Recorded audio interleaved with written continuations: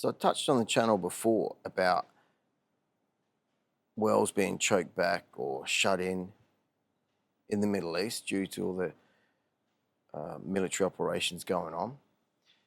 And just a bit more on that, if you do shut in a well,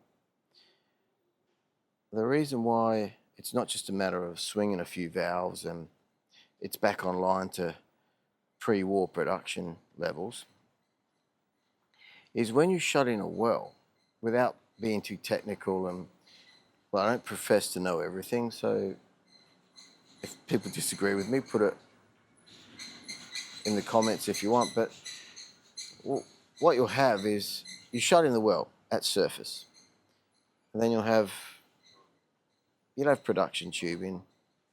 Let's just say, argument's sake, 1,000 meters, and over that 1,000 meters, once it's shut in, the well fluids just swap out.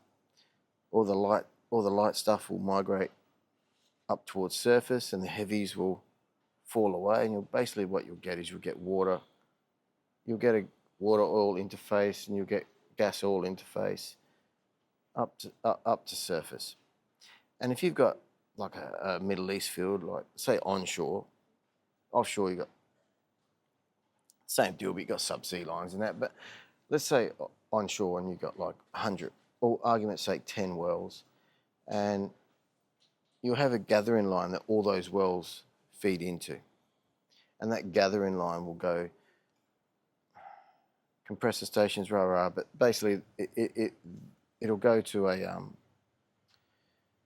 a production facility, a tank farm, etc. So in that gathering line, there'll be a certain amount of pressure.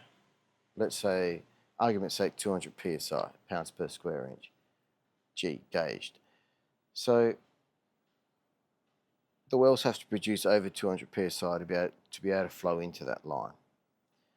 But they don't all flow unison. Every well is a little bit different, and and every well depletes, so it draws down quicker. What it flows at 1 month, it might be a bit less the next month, or it might not draw down for years, but eventually it will, because all wells do. That's why you need to keep drilling. But let's say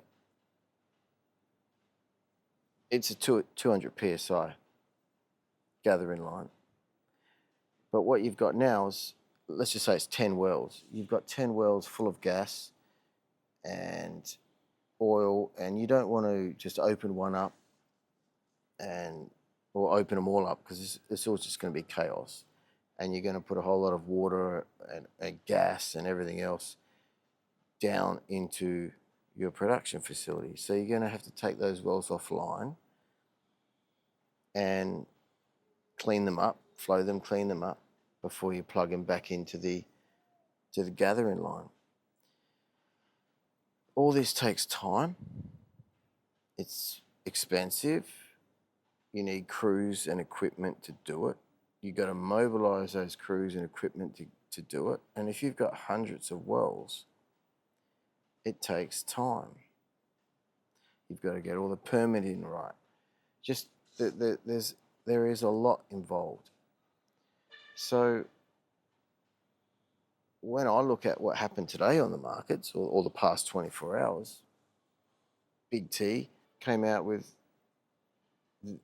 apparently they may have been bringing out millions of barrels of oil through the Strait of Hormuz already. And then they say something like they may take Karg Island, which is one of Iran's big, or if not the biggest terminal, which is just on a small island just off the coast of Iran, but right up in the Gulf. And the paper markets didn't really move from what I saw. Just sat there. I was like, whoa. And then just a few hours ago, the US may have said, won't be doing any strikes on Iran tonight, or something like that. And the market went nuts. Go figure. It's to me it's strange. It's interesting, because even if the strait fully opens right now, production as in pre-war is is not just going to just return. It's going to take time.